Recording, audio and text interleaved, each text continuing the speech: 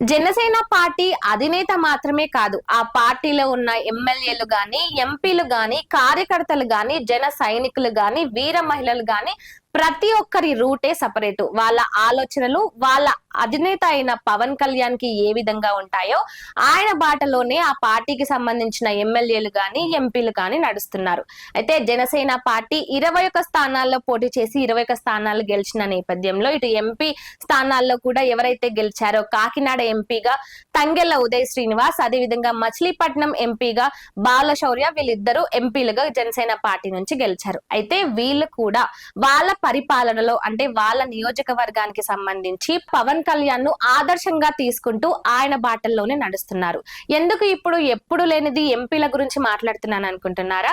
ఎందుకంటే పవన్ కళ్యాణ్ ను ఇన్స్పిరేషన్ గా తీసుకొని ఆయన ఆలోచనలు, ఆయన వ్యూహాత్మక అన్నిటినీ ఆయన బాటల్లోనే నడుస్తూ ఉన్న వాళ్ళ గురించి మనం ఖచ్చితంగా మాట్లాడుకోవాలి కదా.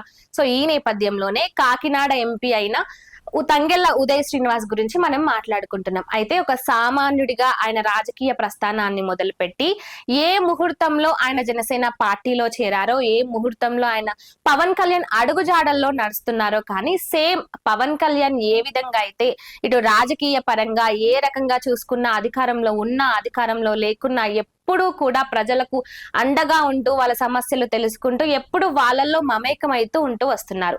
ఇక ఈ నేపథ్యంలోనే ఆయన బాటల్లోనే నడుస్తున్నారు కాకినాడ ఎంపీ ఉదయ్ శ్రీనివాస్. అయితే ఆయన ఒక నార్మల్ పర్సన్ గా ఆయన రాజకీయ ప్రస్థానాన్ని మొదలు పెట్టినప్పటికీ టీ టైం ఉదయ్ గా మనందరికీ బాగా ఆయన పేరు సుపరిచితం. అంటే ఇటు చాలా మంది ఊర్లలో, గ్రామాల్లో గాని ఎక్కడ చూసినా నిరుద్యోగులు ఎక్కువ సంఖ్యలో ఉంటారు. వాళ్ళందరికీ ఒక ఉపాధిని కల్పించి టీ టైం కల్చర్ ని తీసుకొచ్చి తక్కువ బడ్జెట్ తో ఎక్కువ లాభాలు ఉండే విధంగా, అంటే నిరుద్యోగుల నుంచి ఒక చిన్న బిజినెస్ కి ఓనర్ అయ్యే విధంగా ఎక్కువగా యువతను ఆయన ప్రోత్సహించారు. ఇక ఈ నేపథ్యంలో ఇక రాజకీయాల్లోకి వచ్చి ఎంపీగా జనసేన పార్టీ నుంచి గెలిచి ఇటు ఆయన నియోజకవర్గంలో అభివృద్ధి విషయంలో ఆయనకంటూ ఒక సపరేట్ రూట్ నే ఆయన నిరూపించుకుంటున్నారు.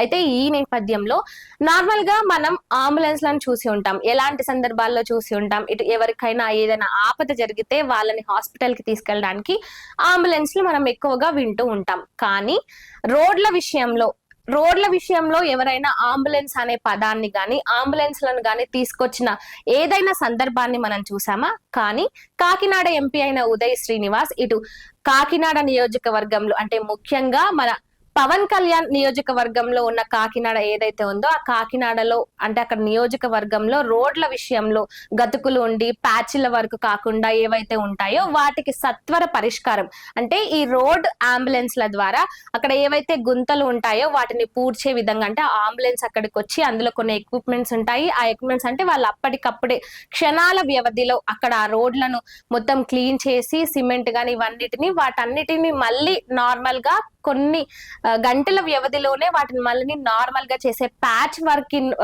వర్క్ ని తీసుకొచ్చి, అంటే ఈ రోడ్ అంబులెన్స్ కల్చర్ ని ఆయన తీసుకొచ్చారు. నిజానికి ఈ కల్చర్ ఇటు తెలంగాణలో గాని, ఆంధ్రాలో గాని మనం ఎన్నడైనా విన్నామా?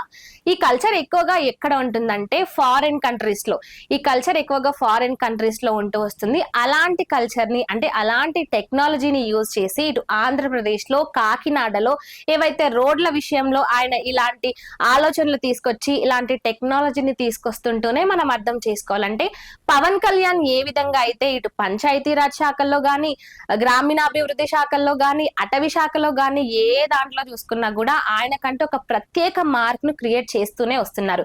ఇక ఆయన బాటల్లోనే వీళ్ళందరూ కూడా నడుస్తారు కదా. ఇక ఇప్పుడు ఉదయ్ శ్రీనివాస్ కూడా అదే బాటలో నడుస్తున్నాడు. ఆయన రాజకీయ పరంగా గాని, బిజినెస్ పరంగా గాని ఏ విధంగా చూసుకున్నా కూడా ఇటు కాకినాడ నియోజకవర్గంలో, ముఖ్యంగా ఆయన నియోజకవర్గానికి సంబంధించి ఎలాంటి అభివృద్ధి పనుల్లో గాని, ఎలాంటి సమస్యలు ఉన్నా గాని వాటన్నిటిని పరిష్కరిస్తూ, ముఖ్యంగా టెక్నాలజీని యూజ్ చేస్తూ ఈ విధంగా ఇలా ఆయన అభివృద్ధి పనులు చేస్తుంటే ఇటు ఆంధ్రప్రదేశ్ ప్రజలందరూ ఏమనుకుంటున్నారో తెలుసా? ఎమ్మెల్యేలందరిలో జనసేన పార్టీ ఎమ్మెల్యేలు వేరయ్యా, జనసేన పార్టీ ఎంపీలు వేరయ్యా అని వాళ్ళందరూ అనుకుంటున్నారు. ఇక పవన్ కళ్యాణ్ అడుగుజాడల్లో నడుస్తూ వీళ్ళందరూ కూడా రాబోయే రోజుల్లో కూడా ఇటు ఆంధ్రప్రదేశ్ ను అభివృద్ధి పదంలో నిలపడానికి జనసేన పార్టీ ఖచ్చితంగా తన రిమార్క్ ను సృష్టించుకుంటుందంటూ ఇటు పవన్ కళ్యాణ్ ను ఇన్స్పిరేషన్ గా తీసుకునే ఎమ్మెల్యేలు గాని, ఎంపీలు గాని, జనసేన పార్టీ కార్యకర్తలు గాని, వీర మహిళలు గాని, జన సైనికులందరూ కూడా ఆయన బాటలో నడుస్తూ ఇటు ఆంధ్రప్రదేశ్ అభివృద్ధి వైపు అడుగులు వేస్తారంటే ఇటు అందరూ కూడా భావిస్తున్నారు.